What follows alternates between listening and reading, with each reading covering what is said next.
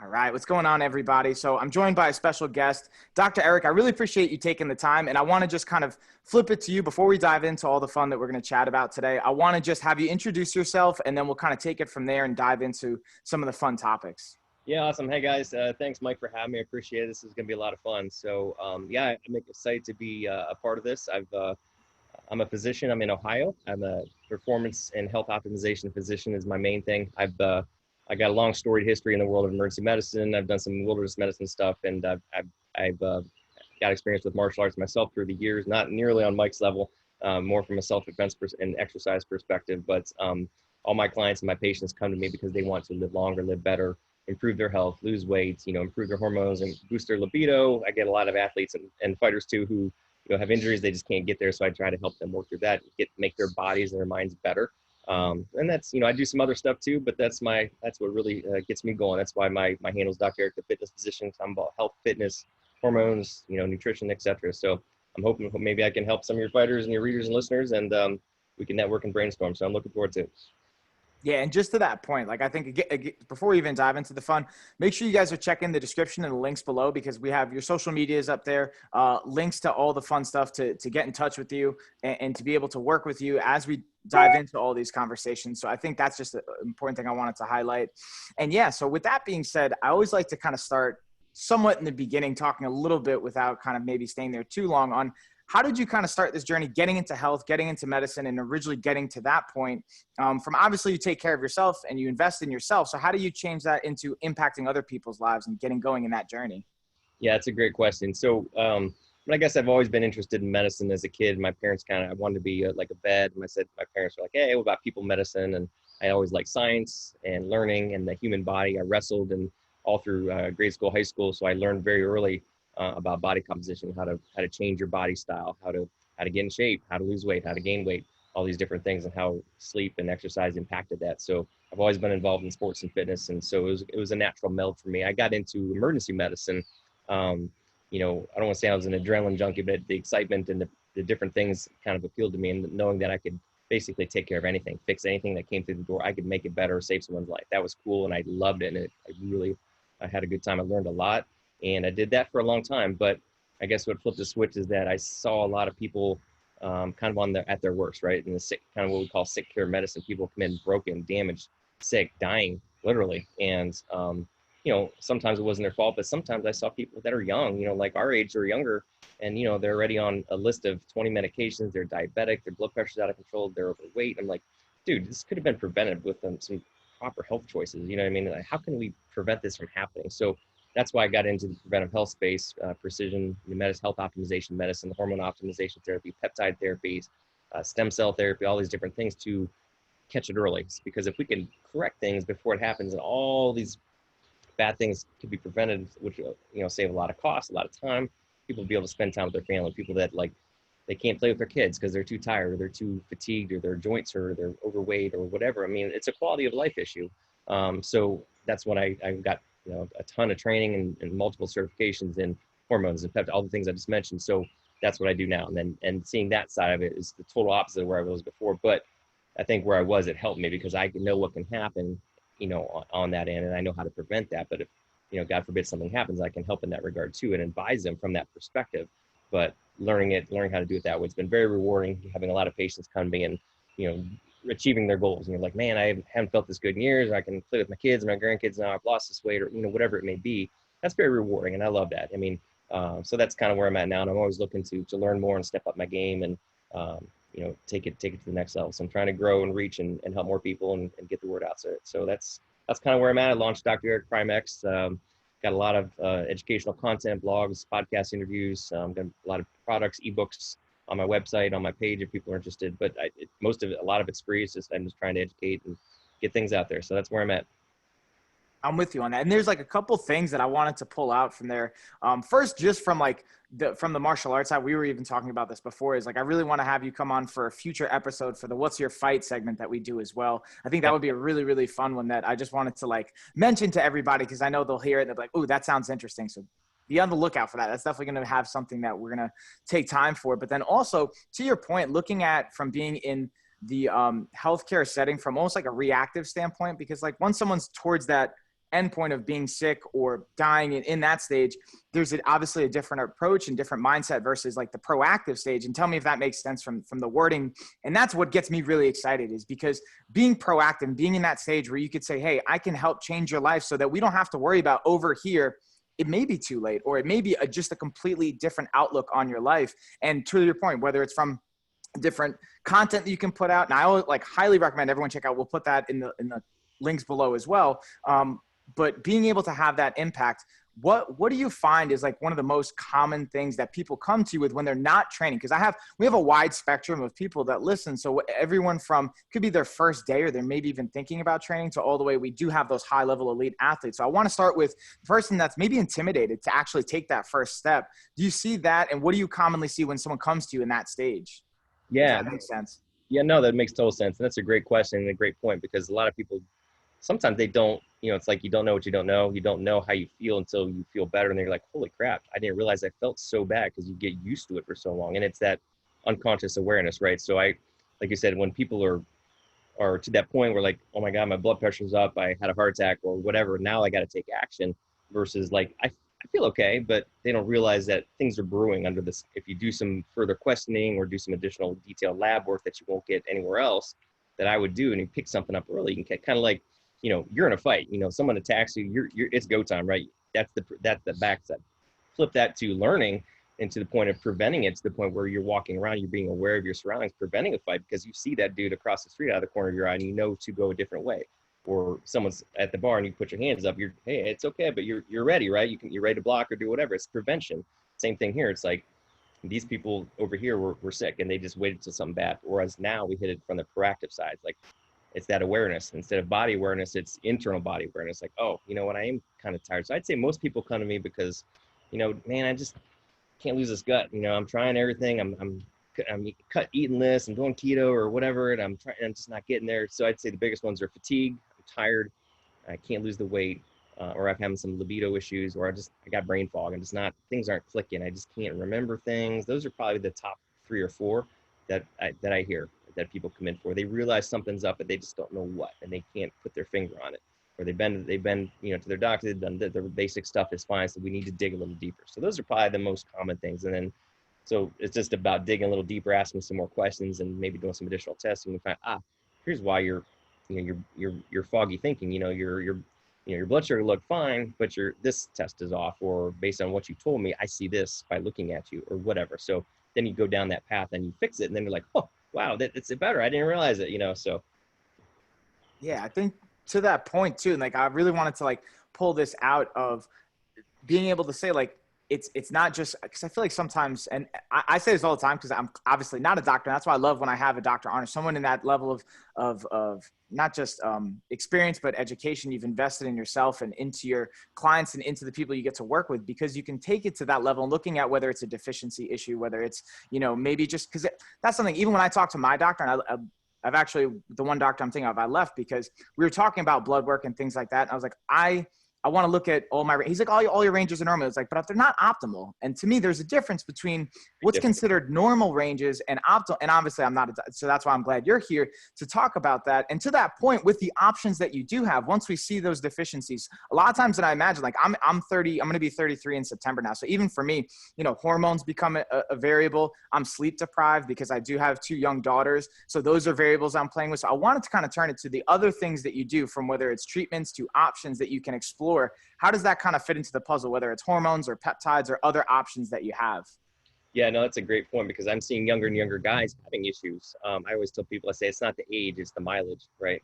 You maybe you're young, but you've been beating up your body, not sleeping and training, 5 hours a day for so many years. That takes its toll. And unfortunately, we live in a very toxic environment. The food, the water, the pollutants in the air, and our care products. I think it's taken its toll. And like I said, I'm seeing more and more younger guys with hormonally affected adversely compared to older guys, like our grandparents, for example. It was just a different world. So, that's just it. And, the biggest ones, like you mentioned, it's lifestyle. It's, everybody's like, go, go, go. We can, with our computers, we can work 24/7. Kids, lifestyle, work, people are just working more, sleeping less, stressed more, even if they don't, I don't feel stressed. But if you dig into, well, how much are you sleeping? 5-6 hours. You're waking up a lot. Yeah. How's your diet? I'm okay. I get gassy. You know, just little subtle little things you pick up on when you talk to a patient, and it's just those. Sometimes it's just those little things that, you know, death by a thousand cuts, right? And they just add up. So I see a lot of you know, adrenal issues, you know, stress dysfunction, you know, thyroid issues. The gut is huge with our diet, and again, people not sleeping, just eating all this crappy food. It affects their gut, and so sometimes that's all it is. It's a gut issue. So gut issues are a big thing. Adrenal issues are a big thing. And the biggest one, and of course, hormones. I see a lot of hormone patients, and I optimize their thyroid, I optimize their testosterone, their estrogen, their adrenal glands. Those are the big ones that people think of, but sometimes we address that, and I uncover, oh, this isn't working. Well, why is that? Well, that's because we haven't addressed your sleep. You're not sleeping, or your gut's off, and we need to fix your gut. So I'll do some more detailed testing. And you mentioned earlier, there's normal and there's optimal. Huge difference, because you could pass a class with a D- or with an A, right? So you're still passing, but do you want to be an A student or a D student? Same thing with your hormones and your micronutrients, your gut, all your gut markers, your microbiome, the bacteria that live inside. You want those to be optimal. So sometimes it's just pushing you from here to here. It's not a dramatic change, but those add up. So that was very very great observation on your point, because I see that all the time.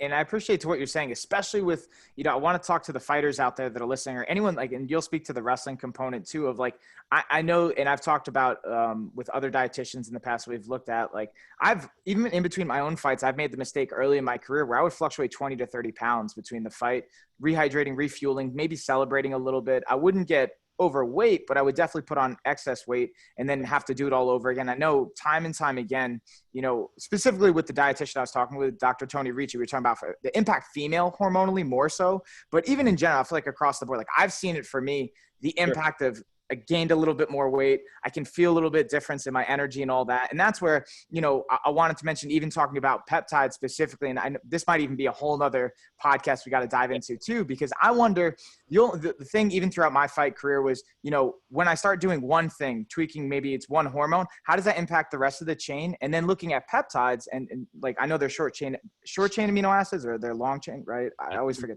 Yep. So how does that impact the other cascading effect of the hormone? So if I take a certain peptide, and obviously we have so many options and so many things they can address, I'm curious to see the difference between just a direct hormone versus the peptides themselves, if that makes sense. Oh, it makes total sense. And that's kind of the tricky part, is where you got to have, you know, they're all like a bunch of dominoes. Unfortunately, you'll read about a lot of people on Instagram or whatever. They're not clinicians. They've maybe read books, interviewed docs, and they're giving advice on these hormones. I'm like, dude, you got to be careful, because you're not, when you're practicing medicine without a license, you got to have that experience of clinical acumen of interacting and changing all these little variables, looking at a patient, listening to them and examining them, and, you know, things that have happened you've tried and learned from. So yeah, you go to one of these like low T clinics, and they test like two things and give you some testosterone and shove you out. It's like a mill. I've had many come to me because they're all messed up. So yeah, you have to look at all the different hormones, all the different players, and there's many things involved, and they're subtle little nuances, because like you said, they're all connected. If you change one, it's going to change something else. All the sex hormones are connected. If you mess with the thyroid or the adrenal gland, those affect everything. Your pituitary gland makes growth hormone that affects your thyroid, that affects, you know, your sex hormones. Cortisol from your adrenal gland for the stress hormones. Like you said, you're dropping weight, gaining weight, you're going up and down, up and down. That can affect your metabolism. It can affect your leptin levels, which affects appetite and weight and metabolism, all these different things. So they're all very intimately connected. So you have to be very careful when you play around with them. You have to kind of know what you're doing and how to navigate that field of dominoes. Peptides are a whole nother level, as you mentioned. Fortunately, they're a little less, they're a little bit easier to use than hormones, because they do have a lot of effects, but just in a different way. So, but they can do amazing things. You know, I had a ex-professional Mr. Olympia type bodybuilder dude who had a problem, and I put him, you know, he did 2 different peptides, and he was healed up, and he's back to slamming heavy lateral raises and all this stuff, and he did great. And, you know, I've had a few jiu-jitsu guys with some little tweaks here and there, and we fix them. So they can do amazing things. Some of them have been kind of unfortunately taken away by Big Pharma and the FDA. They're kind of starting to limit how much of those we can use, but I still have access to a lot of them, and they work really, really well. So, but they work, I always say they play in the same box well with hormones. They work synergistically. So a couple different hormone optimization protocols, a couple different peptide protocols, maybe a change in a nutrition plan, maybe playing around with the calories, changing the routine, boom, and they all start fitting. I always tell everybody it's like the gears, right? You got to have nutrition, fitness, supplementation, and hormones, and they're all gears of the machine. Even if one of them's out, the machine's not moving. So if you get them all together, man, those wheels start spinning and things start clicking. So it just takes a lot of playing, experimentation and experience and playing around. And sometimes it takes me a while. I don't get it right all the time either. Nobody does. You might try something on a patient and it works. Other times it doesn't work. You got to try something else. Everybody's unique.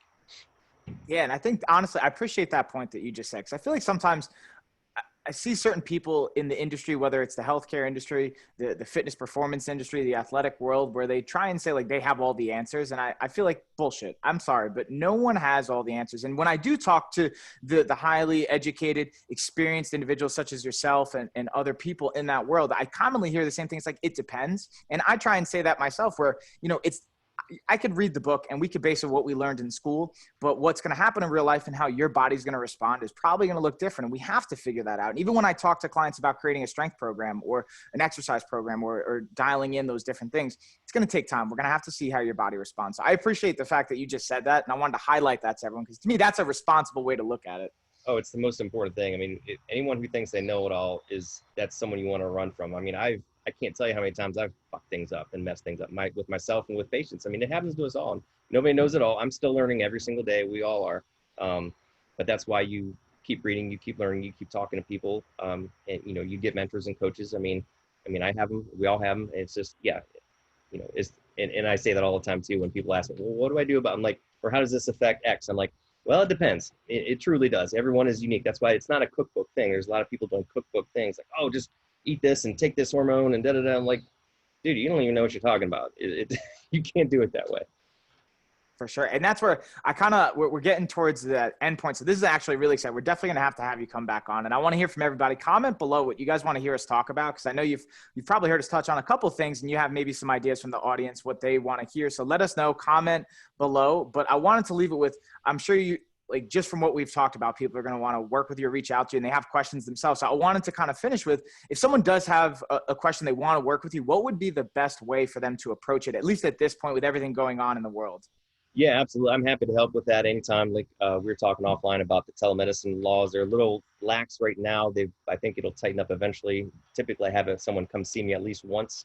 Right now, I can do that initial telemedicine consultation. So you can reach out to me on my website, drericprimex.com, DRERICPRIMEX.com, or you can call my office, 614-334-4944. Ask for Jeff over at Elite Health Institute. I go there to see patients physically, but my other site is all virtual, the Dr. Eric Prime X. So I do all my consultations, a lot of books and products, but reach out either way. My email's on the website, or you can go to the website itself, click on the link, or email me, call me from that phone number.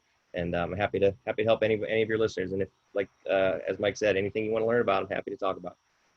And again, I appreciate that. And I'll just say, we're going to put all that info below, but I want for anyone maybe that's listening to it and didn't see it right away or anything like that. And again, we're definitely going to have you back on, because I enjoy, like, and we talked about this before too, like just having those conversations and like-minded approaches. I think they kind of help you sync up and just make a larger impact, hopefully. And I know that you can really help impact a lot of the listeners that we have. And I just highly encourage everyone, go check out what Dr. Eric has going on, whether it's on the website, your social media page. You share a lot of great, awesome content, and so much of it is free. It's like the ratio of what you can get without really even have to invest to get started. And then really, I highly recommend invest in yourselves, because again, whether it's, an ounce of, how does that now? It's an ounce of cure beats or, Yeah.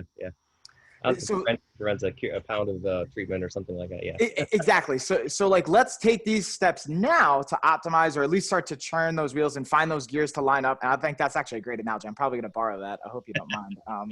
But yeah, I just appreciate you taking the time. I know we kind of had a little short one today, but I know everyone's going to want to hear more and see more. So we're definitely going to have you back on. I appreciate you taking the time on a Saturday, because I know you have a family and kids and you could be spending time with them. So I appreciate that. Yeah, thank you for having me. I really appreciate it. You've been a gracious host. I'd love to get back on. I'm happy to help and dispense as much free knowledge and wisdom to you and your listeners as I can. I'm happy to help. Awesome. Thank you again, Dr. Eric. We'll see you guys next time. Thanks, Mike. Take care, guys.